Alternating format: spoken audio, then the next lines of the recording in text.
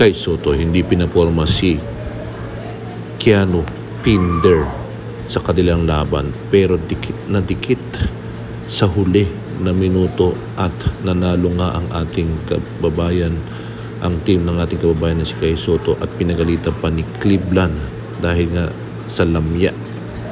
Pero talagang limitado lang ang laro ng ating kababayan na si Kai Soto sa 7 minutes of play at 0 lahat.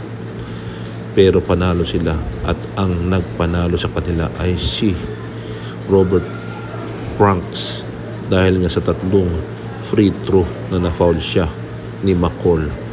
At talagang ang nagdala ng kapanalo nila ay ang kanilang depensa sa huli.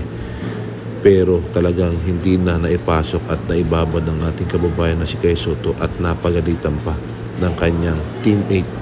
Pero lagi namang napasahan ang ating kababayan na si Kai Soto. So abangan natin ang mga susunod na kabanata. Adelaide 36ers, Wagi versus Taipans.